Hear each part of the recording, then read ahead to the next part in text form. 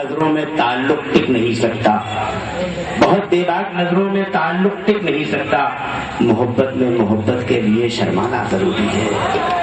یہ عظیم سچائی تھی وسیم بریلوی صاحب کے یہاں۔ اچھا لگا کہ انا دہلوی صاحبہ نے بڑی ہمت سے کام لیا اور اس پر غزل سنائی۔ یہ ہماری ادبی تاریخ کا ایک خوبصورت یا سیاہ پہلو ہے، اسے وقت کا ناقد طے کرے گا۔ آئیے میں اپنی اس فہرست کی طرف دیکھتا ہوں جہاں ہمارے ہندوستان کی دو باوقار شاعرات موجود ہیں، باوقار ادبی حیثیت سے بھی، باوقار شخصی حیثیت سے بھی۔ محترمہ ترنم کانپوری صاحبہ ہمارے اردو اسٹیج اور مشاعروں کی اسٹیج کی وہ شاعرہ ہے جن کی شاعری کا سفر اس عہد سے شروع ہوا ہے جب اس اسٹیج پر خمار صاحب بیٹھا کرتے تھے، جب اس اسٹیج پر علی سردار جعفری بیٹھا کرتے تھے، جب اس اسٹیج پر ہماری بہت سی عظیم ترین شخصیتیں بیٹھا کرتی تھیں۔ اور محترمہ شبینہ ادیب کا شعری وقار اس لیے حد اعتبار سے زیادہ بلند ہو گیا ہے کہ شبینہ ادیب نے ہندوستان کے وقار کو اور خصوصاً نسوانی وقار کو عالمی سطح پر اور عالمی منظر نامے پر پہچنوایا ہے۔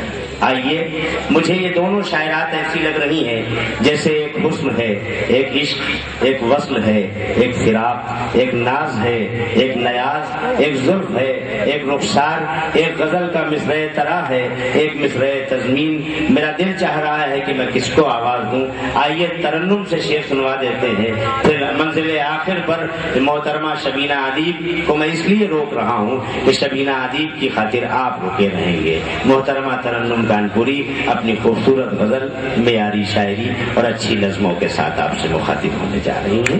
استقبال۔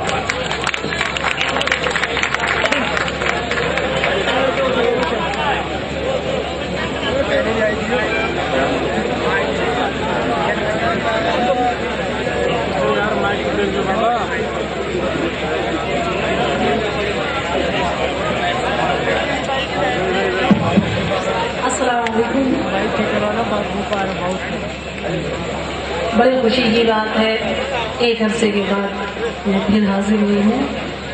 بہت ہی خوبصورت مشاعرہ ہو رہا ہے اور بہت ہی باوقار انداز میں آپ حضرات مشاعرہ سن رہے ہیں اور اس کو کامیاب بنا رہے ہیں۔ مبارکباد کے مستحق ہیں آپ سبھی حضرات، اور خاص طور پہ وہ حضرات جو پیچھے کی صف میں کھڑے ہوئے ہیں۔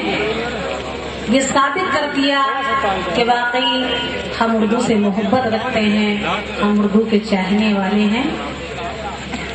آپ سب کی عدالت میں یہ ناچیز ادنا سی شاعرہ جو کہ عجیب نچلے مکتب ہے، آپ کے روبرو کھڑے ہونے کی ہمت کرتی ہوں اور یہ سعادت حاصل کر رہی ہوں۔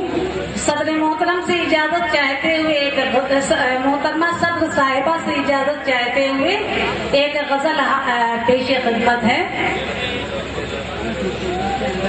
غزل سے قبل ایک مطلع ایک شعر حاضر کر رہی ہوں۔ جی ارشاد۔ امید کرتی ہوں کہ آپ سب اپنی دعاؤں سے نوازیں گے۔ سماعت فرمائیں۔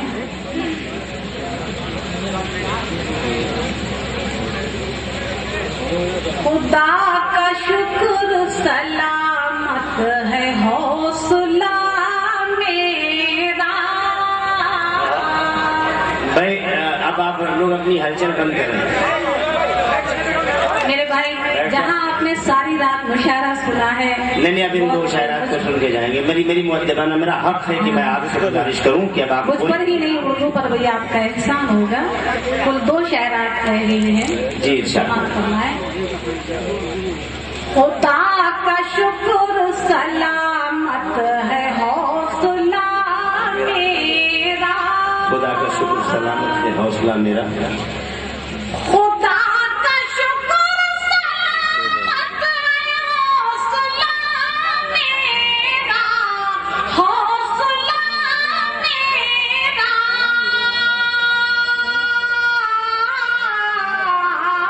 کوئی بھی روک نہ پائے گا راستہ میرا۔ بھائی آپ کے لیے یہ شعر واہ واہ واہ واہ واہ واہ واہ واہ، کیا کہنے کیا کہنے۔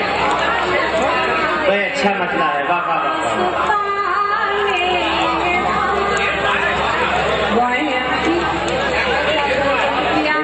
جی آپ کو داد دے رہی ہیں، آداب کیجیے عمر جی. واہ واہ واہ.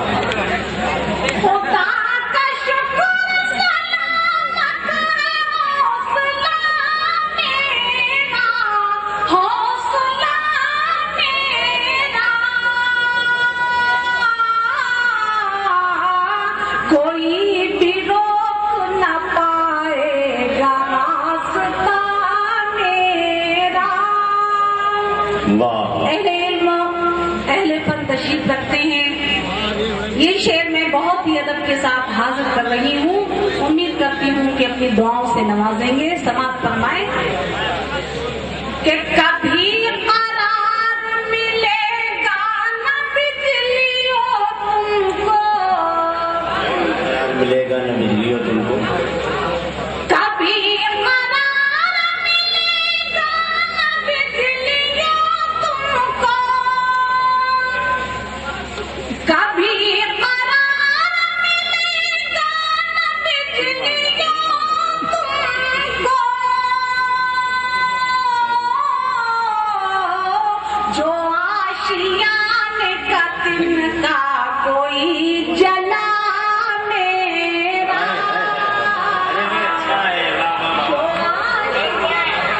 ارے بھائی کیا مخاطبہ ہے بجلیوں سے. واہ واہ واہ جلا میرا. واہ واہ. کبھی قرار ملے گا نہ بجلیوں تم کو، جو آشیان کا تن کا کوئی جلا میرا. حوصلہ افزائی کا شکریہ. مسئلہ سماعت اپنا اپنا فرض دونوں ہی ادا کرتے رہے، اپنا اپنا فرض دونوں ہی ادا کرتے رہے. ہم دعا کرتے رہے،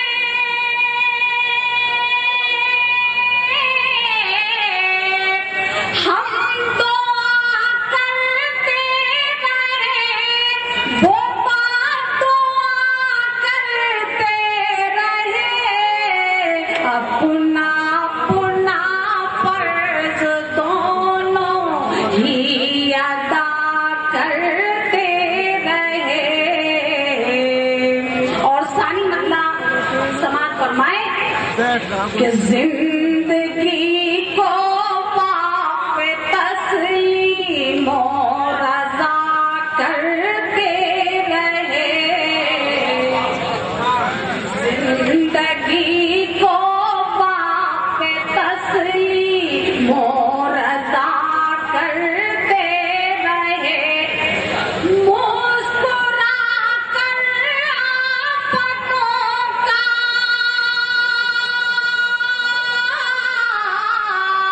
مسکرا کر آفتوں کا سامنا کرتے رہے. زندگی کو باغ تسلیم و رضا کرتے رہے. اور یہ شعر جو کہ مجھے بے حد عزیز ہے، بہت ہی ادب کے ساتھ آپ سب کے خدمت میں ڈائس پر بھی بیٹھے ہوئے سبھی حضرات کی خدمت میں حاضر کر رہی ہوں. سماعت فرمائیں. اے خطا پوشے دو عالم، یہ حقیقت ہے کہ ہم، اے خطا پوشے دو عالم، یہ حقیقت ہے کہ ہم تیری رحمت کے بھروسے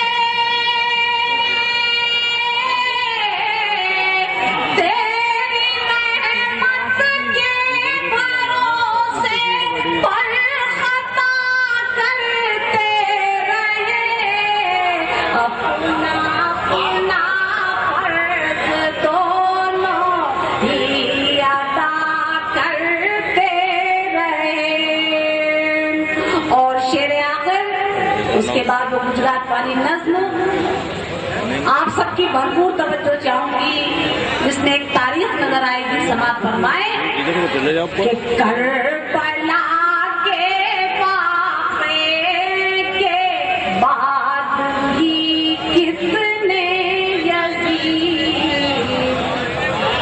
کربلا کے واقعے کے بعد بھی کتنے یزید،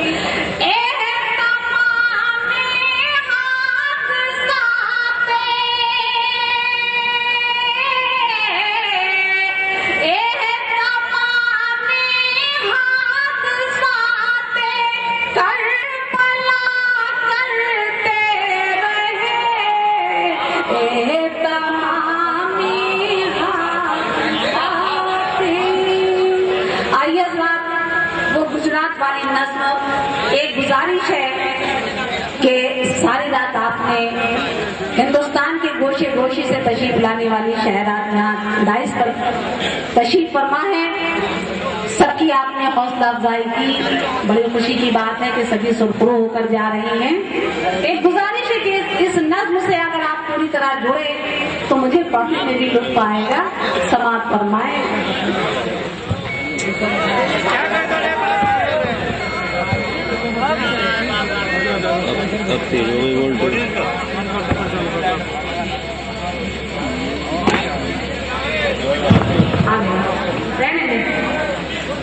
سماعت فرمائیں۔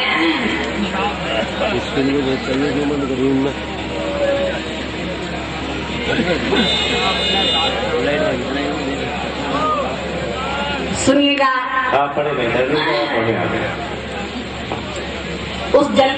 ان جلتے مناظر کی جو میں نے لفظوں میں تصویر کھینچی تھی وہ حاضر کر رہی ہوں۔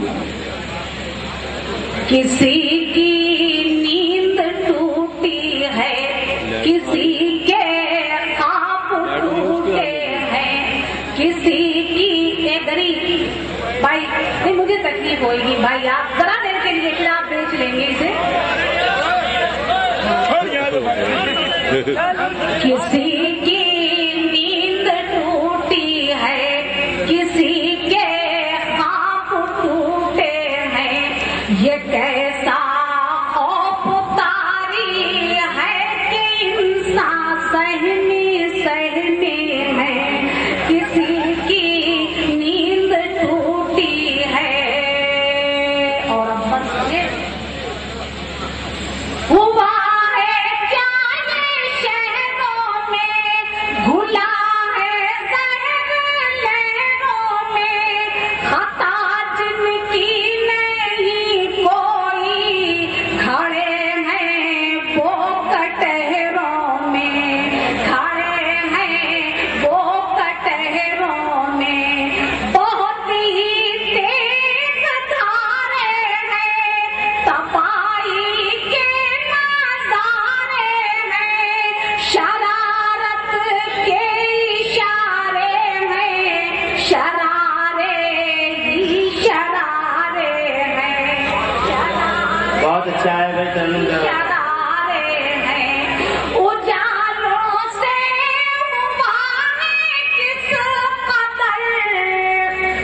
نقصان بستی کو اجالوں سے ہوا ہے کس قدر، نقصان بستی کو وہاں بھی دل دھڑکتا ہے، جہاں جگنو چمکتے ہیں وہاں بھی دل دھڑکتا ہے۔ اور اگلا بند میں جانتی تھی کہ یہ پرانی نظم ہے لیکن آپ ہی کا حکم تھا، باہر کے اگلا بند میں سماعت فرمائیں۔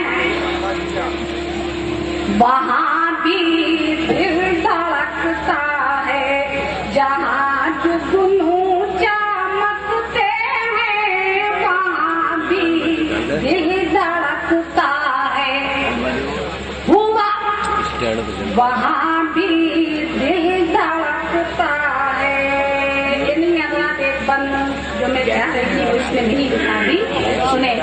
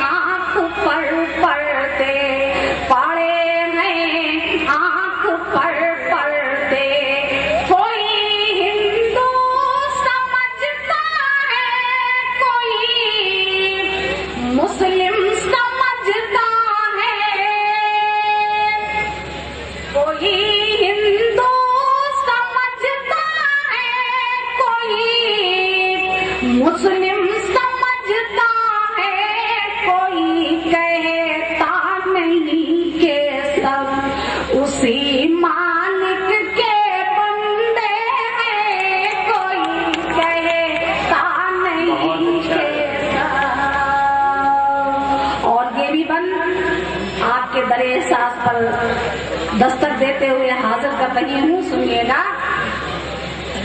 कोई परवी कोई अंजुम अचानक हो गई गुमसुम, न गाता है न वो लाली न वो अफशान न वो कुमकुम, न वो अफशान न वो कुमकुम। तासुब के अंधेरे में पड़ा है कोई रस्ते में, ज़मीं पर बिखरी है सुर्खी, भरा है खून सीने, भरा है खून सीने में। कमाई करने वाला शाम को भी घर नहीं लौटा, कमाई करने वाला शाम को भी घर नहीं लौटा। मुझे चूल्हे बताते हैं कि इनके घर में फाके हैं, मुझे चूल्हे बताते हैं। और नज्म का आखिरी बंद जाते जाते समाप्त फरमाए, मुझे चूल्हे बताते हैं। दहकते आग से मंजर, दहकते आग से मंजर, चमकते हाथ में खंजर, हजारों में अकेला घर और उसके वास्ते लश्कर, और उसके वास्ते लश्कर। मोहब्बत हो गई गायब, मुरव्वत हो गई गायब, मुसल्लत हो गई गायब, शराफत हो गई गायब, शराफत हो गई गायब। बना ले बात चाहे जितनी, लेकिन ये हकीकत है। बना ले बात चाहे जितनी, लेकिन ये हकीकत है। बहादुर हो नहीं सकते जो कमजोरों से लड़ते हैं। जिसको सुनने के लिए लोग पूरी रात का सफर आंखों से कर लेते हैं और मीलों का सफर पैरों से कर लेते हैं। मैं अदब की तारीफ पर अगर नजर डालूं तो हिंदुस्तान वो अमीर मुल्क है जिसने अदब